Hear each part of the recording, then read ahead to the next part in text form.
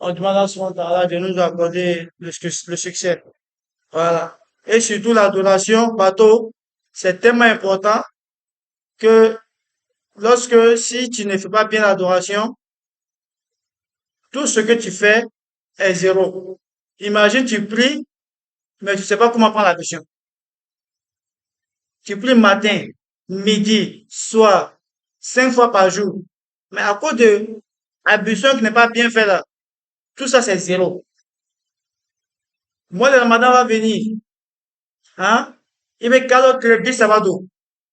Mais à cause du fait que tu ne connais pas les règles qui régissent le jeûne, tous ces 30 jours-là sont foués à l'eau. C'est zéro aussi. Donc, le fait d'apprendre le fiqh, la jurisprudence de l'adoration est très important.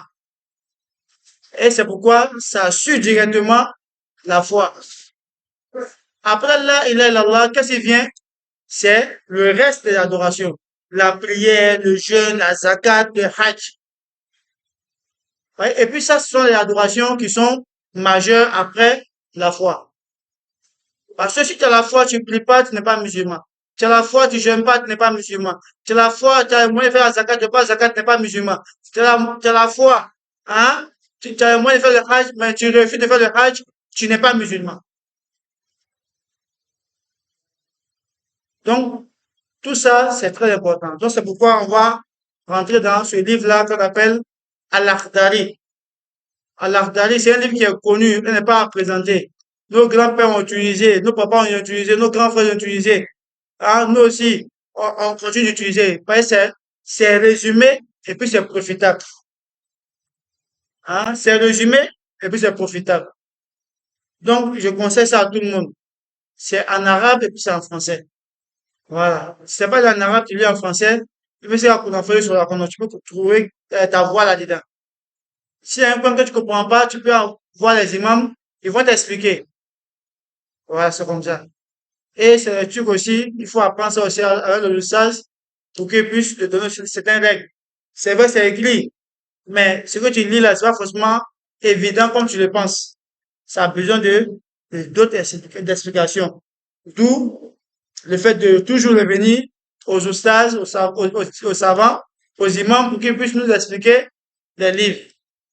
Et, alhamdulillah, on va commencer comme ça, Inch'Allah, jusqu'à ce que on puisse terminer le livre, puis voir d'autres documents aussi en rapport avec de l'adoration. Et ce livre est principalement est fondé sur le rite malikite.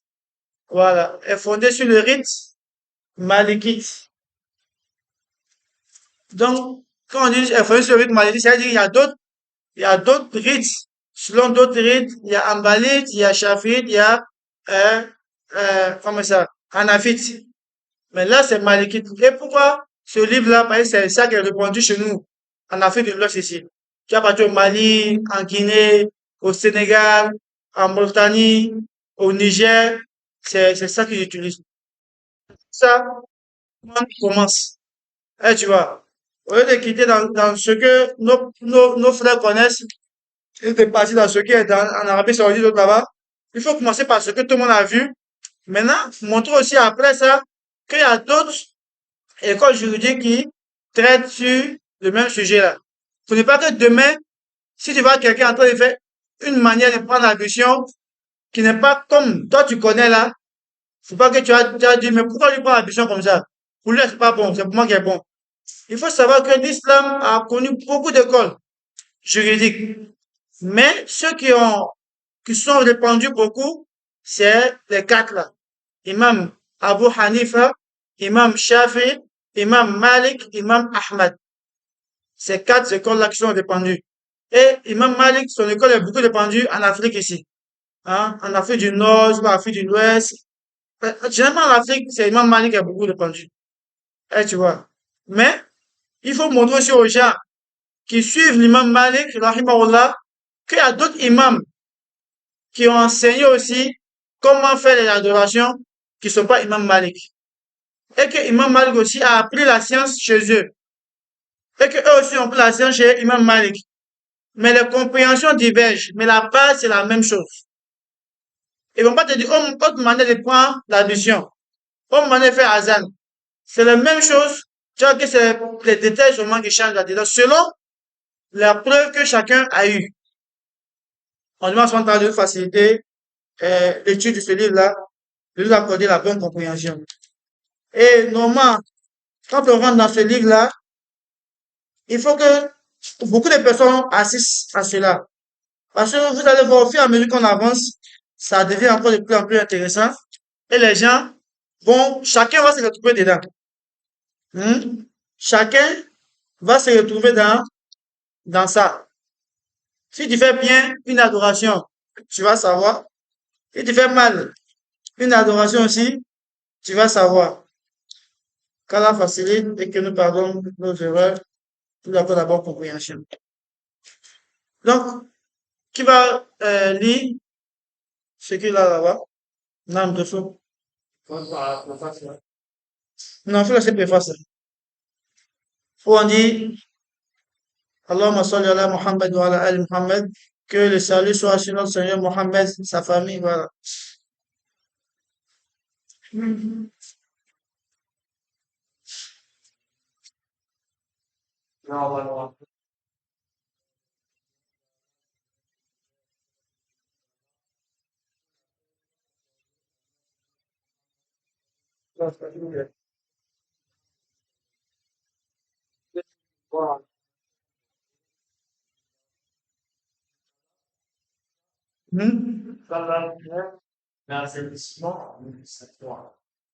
Et ensuite, l'apprentissage qui permet d'appliquer correctement cette ségrégation individuelle. Quelles les règles sur les rapports la Ok, c'est bon. Donc, le cheikh, il dit, Bismillah ar-Rahman ar-Rahim, wa sallallahu ala sayyidina Muhammadin wa alihi wa sahbihi wa sallim. Alhamdulillahi rabbil alamin.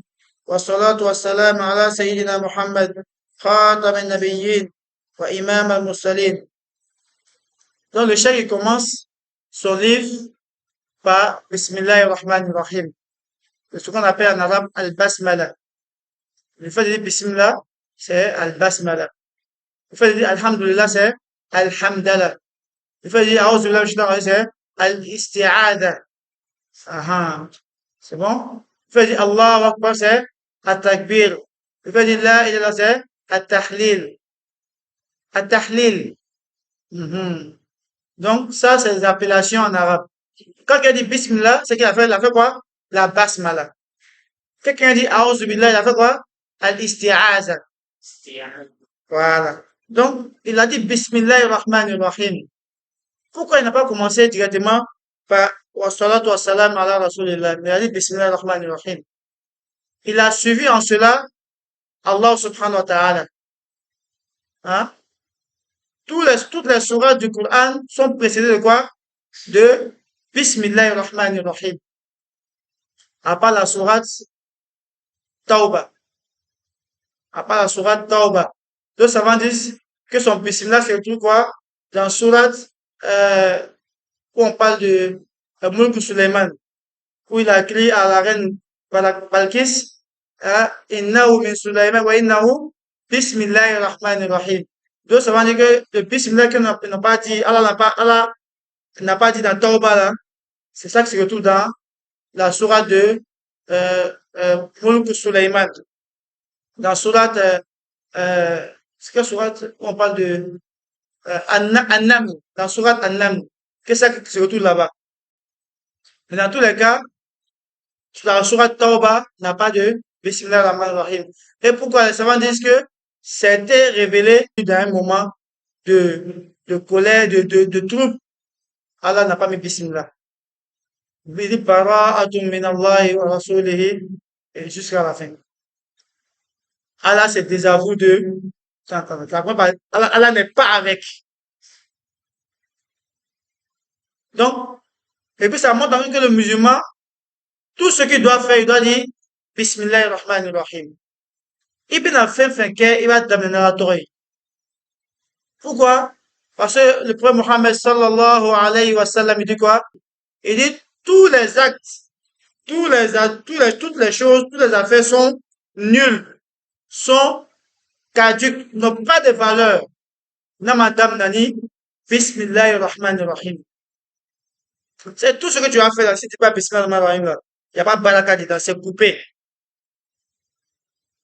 Donc, ça doit nous amener à avoir l'habitude de commencer tout ce qu'on fait par Bismillah. Tu vas manger, Bismillahirrahmanirrahim.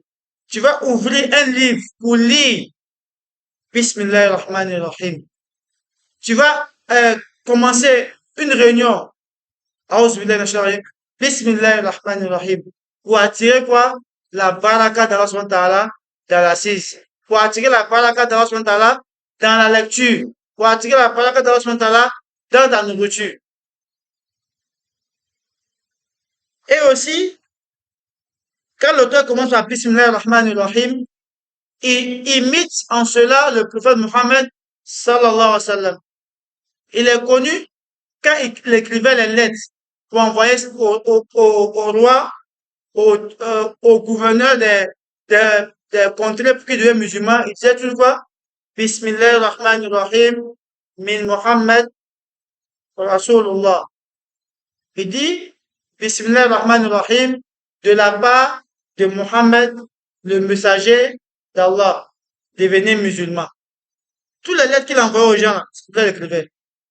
Bismillahirrahmanirrahim, au nom d'Allah, le clément, le miséricordieux, le tout miséricordieux. De la part de Muhammad, messager d'Allah, à telle personne, soit musulman. Et c'est aussi la sunna des savants de l'islam. Quand tu apprends tous les livres de l'islam musulman, ça prend par Bismillahirrahmanirrahim. Que ce soit ancien comme contemporain. Quand on n'a pas la bonne compréhension. Donc, il est très important de commencer les choses par Bismillahirrahmanirrahim. Et juste après la basmala, il a fait quoi? La salat sur le prophète Mohammed sallallahu alayhi wa sallam. Et lorsque l'auteur, il commence à salat sur le prophète sallallahu alayhi wa sallam, il n'a pas inventé ça de lui-même. Il a suivi quoi? Allah subhanahu wa ta'ala dans cela. Il a suivi les malaïkas dans cela. Et il a suivi quoi? Les bons musulmans dans cela. Allah dit quoi? Inna Allah wa malaikatahu yusalluna ala nabi. Ya ayyuhallazina amanu sallu alayhi wa sallimu taslima. Pour Allah subhanahu wa ta'ala, on a meleka sanmahu. Obe salatu kela shideka sallallahu alayhi wa sallam. O alumin limanela alama. Aye salatu shaya shideka.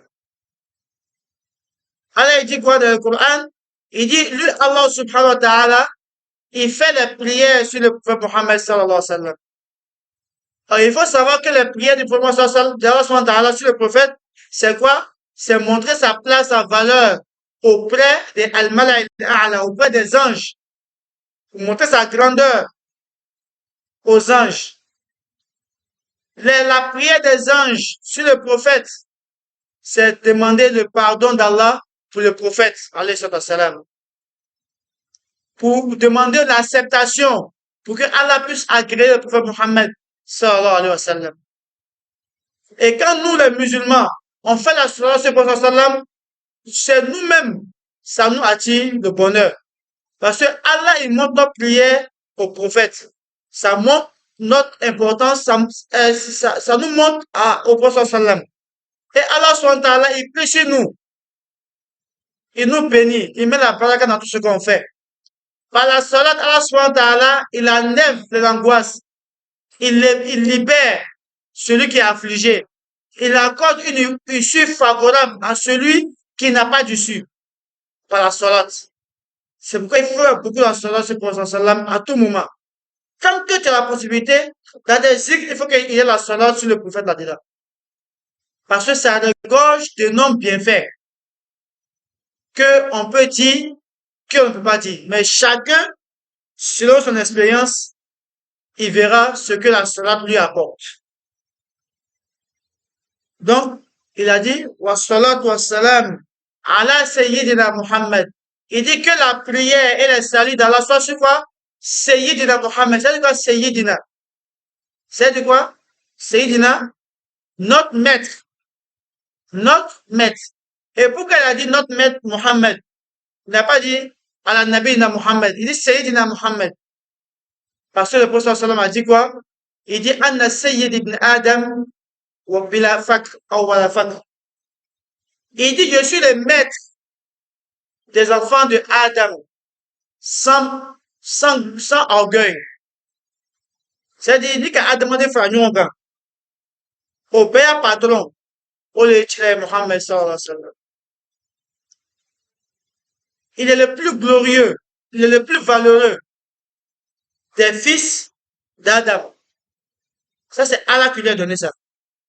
Ils sont nom Allah Kadam. Ils m'a son Allah Kadam. Ni son âme, il y a Helebo le corps.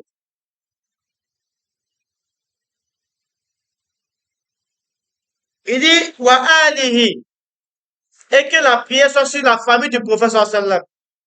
La famille du prophète est la meilleure des familles sur la terre, que la terre a connue.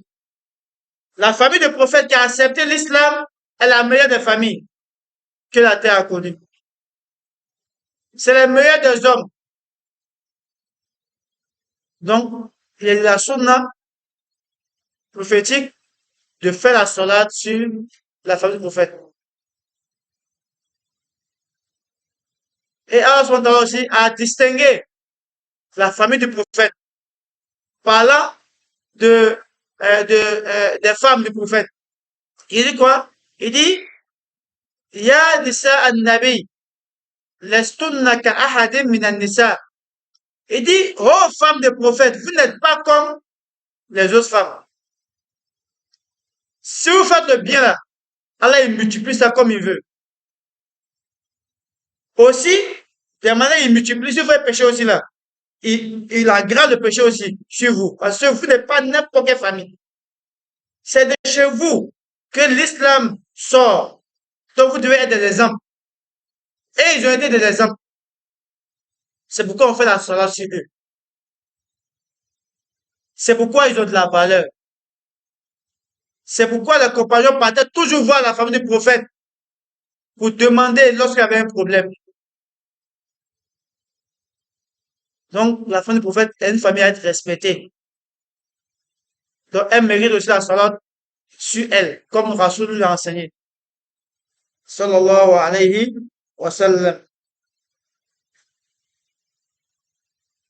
Il dit, wa sahbihi wa sallim. Il dit, après la salut sur le prophète, on fait aussi les saluts sur les compagnons du prophète Mohammed sallallahu alayhi wa sallam. Ceux qui l'ont aidé dans les moments de difficulté à pouvoir annoncer l'islam. On demande l'agrément d'Allah pour eux. C'est pourquoi quand on dit le nom d'un compagnon, on dit quoi? Quand on dit le nom d'un compagnon, on dit quoi? Non, le nom d'un compagnon, on n'a qu'à sahaba d'autres formes, faut dire. Allah Djembaye, radiyallahu anhu. Que Allah l'agrée. Aka efaminke, aka jiaduminke, tina kono. Allah Djem ama. Allah son, barala. Parce que c'est les premiers musulmans. C'est eux qui ont soutenu le prophète sallallahu. Au moment où tout était difficile pour lui, c'est eux, Abu Bakr, Omar, Ousmane, Ali, Zayd, Osama bin Zayd, Moussa bin Umayr, Abu Huraira, Aïcha, Sophia, Khadija, Saouda, Fatima et autres. C'est eux-là qui ont soutenu le prophète. Parmi les femmes, comme parmi les hommes. Donc, ils méritent qu'on demande l'agrément d'Allah pour eux.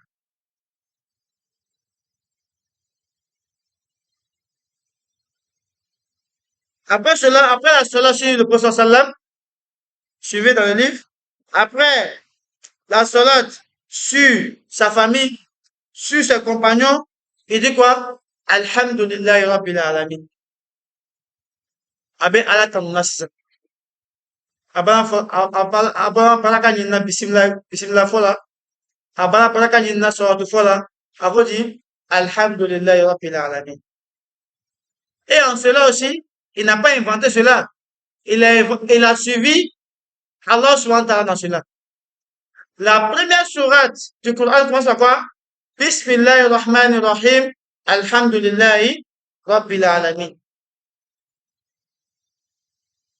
Donc, ça montre que le musulman, il doit louer Allah subhanahu wa ta'ala.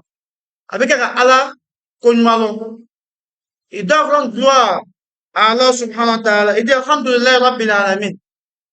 Alhamdulillah, Allah qui m'a créé, qui a fait de moi un musulman, qui m'a donné la santé, qui me nourrit, qui a mes petits besoins. Quand je l'appelle, il m'exauce. Quand je suis affligé, il m'allège, il me décharge. Alhamdulillah Rabbil Alamin. Et le musulman doit avoir dans la journée, il doit dire Alhamdulillah. Quand tu te lèves, il faut dire Alhamdulillah. Parce que le fait de te réveiller, c'est une grâce. Il faut dire Alhamdulillah. Ah, il me dit qu'il a dire 10 fois par jour, matin, Alhamdulillah, 100 fois, Alhamdulillah. Il va attendre. Mouko son ala fuba, la in shakartum la azidannakum. Nakane ala konumalo, nakantano, me dofra a nemakan. Nako Alhamdulillah ka shaya ni ala, me dofra a nemakan. Il faut dire pourquoi Alhamdulillah Rabbil Alamin. Donc, le chef qui dit Alhamdulillah Rabbil Alamin. Et il revient, il dit wa salatu wa salam ala Sayyidina Muhammad khatam al-nabiyyin. Il reprend encore la salat. Et puis il ajoute quoi? Khatam al-nabiyyin. Le sceau des prophètes. Quand il dit khatam al-nabiyyin, c'est quoi le sceau des prophètes? Quand il dit khatam al-arabe, c'est quoi? La bague. Ah, la khatam, ça c'est une bague. Mais la bague, quelle est la valeur de la bague dans la main? Hein? Bague de mounia, mora bolo la, moukia mora bolo la. Oui, tu attends de venir, mais faut arranger encore. Ça monte à valeur de toi. Ça. En plus, c'est ce doigt-là qui est important parce que Ah, non, non. Les doigts, est-ce que c'est important les doigts? C'est important, non? Nos doigts, c'est important. On écrit avec, on mange avec, on frappe avec, hein, on s'éclate avec, hein? En tout cas, nos besoins, on fait quoi? Avec nos doigts. Mais wallahi, une personne qui a une bague au doigt, et une personne qui n'a pas au doigt, les mains, c'est pas la même chose. En termes de beauté, la bague rend le doigt qu'il apporte joli. Ça distingue ce doigt-là des autres doigts. Mais du coup, le prophète est comme une bague parmi les prophètes. Et le sceau des prophètes. Quand on traduit par sceau, c'est-à-dire c'est le cachet, c'est le tampon des prophètes. C'est pourquoi souvent l'arabe aussi, quand on traduit en français, c'est un peu, donc quand on dit khatam, c'est-à-dire, khatim, c'est-à-dire, khatam, c'est la bague. Khatam encore, c'est la fin, la fin. Donc quand on dit khatam an-nabiyyin, le dernier des prophètes et des messagers. Celui-là même, pour revenir à la bague, qui a de la valeur que tous les prophètes et tous les messagers. Muhammad sallallahu alayhi wa sallam. Et il ajoute encore, comme si ça ne suffisait pas, qu'il soit le sceau, le dernier, hein, le plus valeureux, le plus méritant des prophètes. Il dit quoi? Imam al-Mursalin. En plus d'être le dernier des prophètes là, c'est Imam al-Mursalin. Wa Imam al-Mursalin, l'imam des envoyés. C'est-à-dire le guide des envoyés. Il est le dernier, mais il est devant tout le monde. Quand tu es dernier, normalement, tu es derrière. Non, papa, c'est pas ça. Mais lui, il est dernier, mais sa place, c'est devant. Il est devant Adam, son grand-père, Adam alayhi salam. Il est devant son papa, Ibrahim alayhi salam. Il est devant son frère, Isa alayhi salam. Et ses frères parmi les prophètes et les messagers. Il est le dernier, mais il est le plus valeureux. Et puis, il est leur guide, il est leur imam. Et dans l'histoire de Al-Isra wal-Mi'raj, le voyage nocturne, on dit quoi? Il est rapporté que le prophète sallam a prié 2 rakats avec l'ensemble des prophètes et messagers de nuit. À quoi? À Jérusalem. Baytul Maqdis. Il a prié 2 rakats avant de monter quoi? Dans, avant de faire dans son ascension. Mais ça encore, il y a d'autres, si je dis musulmans, ils ne croient pas en ça. Et dit comment une personne va quitter de là, partir de là. Mais justement, c'est pourquoi Abou Bakr Siddiq a été nommé à Siddiq. Parce que l'esprit ne peut pas concevoir comment une personne va quitter la Mecque. Non, papa, il quitte la Mecque. Il va à des kilomètres à l'opposé de la Mecque. Et puis, en une seule nuit, et puis on nous dit qu'il est parti au ciel, il est revenu. Allah dit quoi? Subhanallazi asra bi abdihi laylan min al-masjid al-haram ila al-masjid al-aqsa allazi barakna hawlahu. Il dit, louange à Allah qui a fait voyager son esclave Mohammed de la Mecque jusqu'à quoi? Comment ça? Al-Bayt al-Maqdis. Min al-Masjid al-Haram ila al-Masjid al-Aqsa. À la mosquée Al-Aqsa qui est à Jérusalem, qui est objet de conflit entre les Juifs et les musulmans. Et face à Allah que ça revienne aux Juifs, et ça va revenir quoi? Ça va revenir aux musulmans. Face à Allah que ça revienne aux musulmans. Et ça reviendra aux musulmans. Il dit Allah qui a fait de son serviteur de la Mecque, Masjid al-Haram, la Kaaba, jusqu'à là-bas. Pour lui montrer nos signes. Et parmi ces signes, il y a le voyage. Il y a quoi? Le voyage même de la Mecque à Al-Aqsa, c'est un signe d'Allah à travers une monture qu'on appelle Al-Burak. Quand il galope là, il est déjà là-bas. Où son regard finit? Où son regard finit là? Quand il saute, il tombe là-bas maintenant. Comment il est là, quoi? Ça finit à Petrosi, non? C'est déjà. Est-ce que non, c'est pourquoi il est bon de lire les livres d'histoire, wallah. Quand tu lis l'histoire, une fois pas possible. Parce que tu vois la réalité, tu vois les choses. Et quand Rasoul a fait cela, ce voyage, il est venu. Il est venu, il a prié avec ses frères. Et puis, il a fait son ascension. Il a croisé le prophète, les prophètes, Moussa, tout ça, de monter, et il a échangé avec son Seigneur, avec son Tala, à travers un voile de lumière. Il n'a pas vu Allah. Hein? Il dit quoi dans surat Ma zagha al-basaru wa ma tara.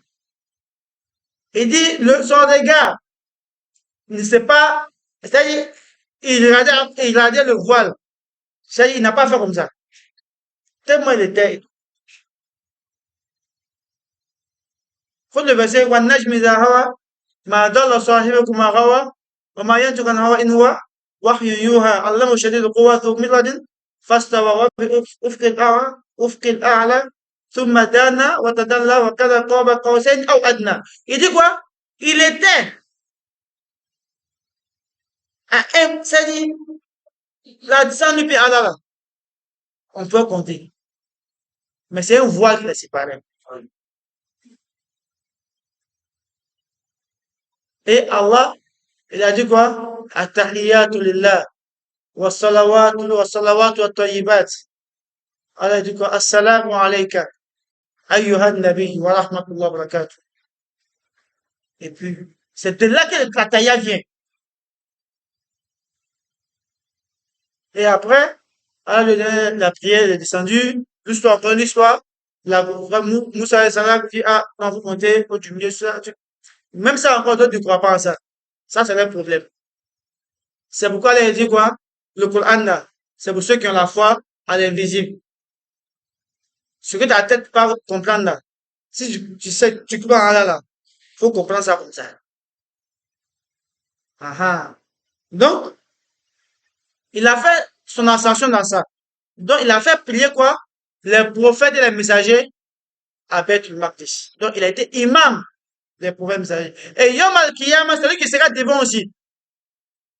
Tous les prophètes vont dire quoi? Allahumma sallim, sallim. Oh Allah, ton salut, faut nous sauver, faut nous sauver. Allah, faut nous sauver. Tous les prophètes vont dire quoi? Allahumma sallim. Oh Allah, faut nous sauver, faut nous sauver. On va pas dire, tellement Yom Al-Qiyamah sera dur. Allah va pas nous regarder. Il va pas juger. Pendant des milliers d'années, on a arrêté sous la chaleur. D'autres se noient dans les transpirations en fonction de leurs péchés. D'autres sont sous l'ombre d'Allah SWT. On doit se parmi ces personnes-là. Hein? En fonction de leur amour pour Allah, de leur engagement, de leur fraternité, de leur sincérité, de leur pudeur, de leur chasteté. Eux seront sous l'ombre d'Allah SWT. Allah va pas nous regarder. Nutro Balera Morgan Tura Dola avec Mourouti. Amena Mourouti. C'est Allah encore jugé. Si on va en enfer, quand on va en enfer, si on va au paradis, quand on va au paradis. Donc on va pas dire voir les prophètes. Tiens, Adam, on faut dire Adam, on va juger. Ah, moi-même, il y a un problème. C'est à cause de moi, vous devez venir sur la terre ici. Si moi, j'ai respecté ce gars-là m'a dit de faire là, on ne serait pas dans le problème, ça va. Partez voir. Je sens, comme vous le connaissez là. Et, après Allah Majorima, Chila sallallahu alayhi wa sallam. Et il va partir. Il va se prosterner devant son Seigneur. Et il va commencer à implorer Allah. Il va demander à Allah. Il va demander à Allah. Allah va l'enseigner des supplications qu'il va dire ce jour-là. Et Allah va dire quoi? Mohammed, lève-toi. Relève-toi de la prosternation. Demande. Et on va te donner. Ishfa. Intercède. Et il te sera fait intercession. C'est après ça maintenant, Allah va nous regarder pour nous juger. Donc c'est pourquoi il dit quoi? Imam al-Musalin. L'autre qui va te comment fort à qu'on fait. Avec fait fort, tu vas voir que si tu as bien fouillé là, c'est qu'il n'est pas dans le Coran ou dans le hadith. C'est pourquoi on dit le musulman là. Ça, atina baja mulika, Qurana, on est haditha. Pour commenter. C'est pas en parler, on dit, il a pris ça, c'est son chèque. En avoir. En gros, Allah, akata Qurana comment, akata haditha comment. Et puis on envoie les preuves. Même vous êtes témoin, vous savez, vous lisez. C'est ça le musulman. C'est ça le musulman le musulman qui a compris la religion. Il ne prend pas l'adoration de quelque part d'autre. Il n'écrit pas n'importe quoi. Quand il écrit à l'épreuve, à l'appui. Imam al-Musallim. Et il a terminé son introduction par cela. La première partie de l'introduction. Et il dit quoi? Premièrement. Ok. Il dit le premier devoir. La première chose qui est obligatoire pour Al-Mukallaf. Al-Mukallaf. C'est du Al-Mukallaf. Parce que vous avez commencé le cours avec le frère. Donc vous devez connaître ça. C'est pas le frère. Al-Mukallaf. C'est ça. Ça a triché. Ça a triché. Al-Mukallaf, n'oublie pas ça. N'oublie pas. Parce que si on peut dire qu'on avance dans la recherche de la connaissance, si on avance, on apprend la langue bien, mais puis on avance là. Et on étudie les fixes, c'est les thèmes qui vont devenir. Parce que quand tu es Mukallaf, c'est juste toi, Allah, c'est toi que Allah va juger. Donc le Mukallaf, c'est la personne qui est responsable religieusement parlant. Quand on est responsable, quand il pose une action, on lui demande pourquoi tu as fait ça. Quand il ne fait pas quelque chose, on lui dit pourquoi tu n'as pas fait ça. Pourquoi tu as fait ça de telle manière, tu n'as pas fait ça de telle manière. Pourquoi tu as fait ça comme tu veux, mais tu n'as pas fait ça comme le prophète a enseigné. Pourquoi tu as fait ça comme tu veux, mais tu n'as pas fait ça comme moi, Allah, il t'a dit de faire. Donc, toute personne que Allah va demander comme ça, c'est lui qu'on appelle quoi? Al-Mukallaf. Faut dire Al-Mukallaf. Faut dire quoi? Al-Mukallaf. Al-Mukallaf. Al-Mukallaf. Al-Mukallaf. Al-Mukallaf. Al-Mukallaf. Voilà. Al-Mukallaf. Il est important de prononcer cela, c'est très important. Abi nende ke fana arabuka. Al-Mukallaf. Donc, Al-Mukallaf, oui, moi, moi, me qui dit bon, à la fin.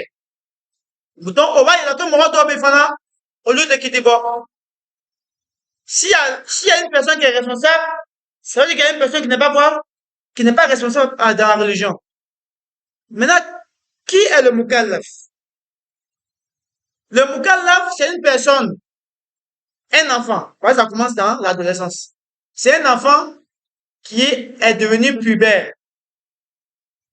Si c'est un petit garçon, son papa voit l'apparition de pilosité, de poils sur lui, sur ses aisselles ou bien sur son pubis. Ou encore l'enfant, il commence à faire des rêves où il voit que son short est mouillé. Alors, dès ce moment-là, cet enfant, il doit apprendre sa religion. Son père doit lui apprendre quoi? À faire l'adoration. Parce que s'il n'apprend pas, c'est le père qui est jugé. Oui, il est obligé, merci, il est obligé de lui apprendre la religion. Pas devoir. Il est obligé de lui apprendre quoi? La religion. Car s'il ne le fait pas, on va introduire qui? Le père ou la mère. Parce qu'il y a la fille dedans. Si tu vois que ta fille commence à avoir des poils, elle commence à avoir ses premières périodes, prends-la dans la chambre. Dis-lui, ma fille, ce que tu as vu là, ça montre que tu es devenue femme. Tout ce qui m'est obligatoire, en tant que musulmane, c'est obligatoire. Je me vois pour sortir, tu dois te voiler pour sortir. Je m'habille décemment, tu dois t'habiller décemment. Quand un moment arrive dans le mois, je ne prie pas, tu ne dois pas prier en ce moment, c'est quand tout arrive. Et quand ce moment finit, je me lave. Tu dois te laver. Comment tu dois te laver? Tu lui montres comment il doit se laver. Quand ça arrive, voici comment les règles d'hygiène que j'ai fait. Tu dois aussi faire montrer ça à ta fille. Pour nos mamans, excusez-moi du terme, pour nos mamans. Comment elle se purifie après, excusez-moi, la première menstruation. Tu lui montres ça. Janaba, comment elle doit faire la janaba? À quel moment elle doit faire la janaba? Quand elle voit que la couleur, comment elle doit faire la janaba, tu lui montres tout ça. Le papa aussi, le petit garçon. À chaque fois que tu vas voir que ton short est mouillé là, tu dois te laver. Tu te laves comme ça, comme ça, comme ça. On voit ça au fur et à mesure. Mon fils, tu as vu ça là, tu dois plier tes 5 prières chaque jour. Même si tu as oublié, tu dois rattraper ça.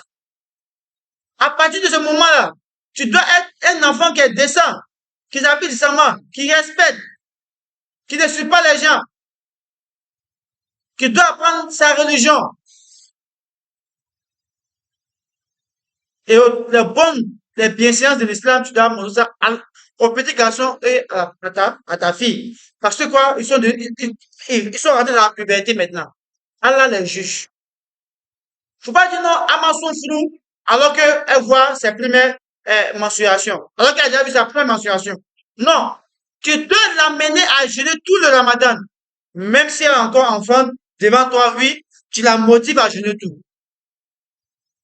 Et tu peux pas faire cela un coup tant qu'elle n'a pas commencé depuis 7 ans, 8 ans, 9 ans monter. C'est pourquoi on dit, en fali fara partout là. Parce que si à 7 ans, tu dis non, faut laisser, il a mis 20 jours, tu dis non, faut laisser, il m'a soufflé pas. Qu'est-ce qu'il y a plus belle là? La gamme est toute sa tête. C'est compliqué d'arriver. Donc le mukallaf, C'est une personne qui Allah juge pour ses actions bonnes ou mauvaises. Donc il dit, la première chose que cette personne doit savoir est tashihu imanihi, est ce qui doit lui permettre de rendre sa foi véridique. Ce qui doit lui permettre d'avoir une bonne foi, une bonne croyance. C'est pourquoi on a un cours sur la croyance et un cours sur le fiqh. On voit dimanche comment on voit une bonne foi et le samedi comment bien faire l'adoration. Parce que ici, nous tous, on est responsables.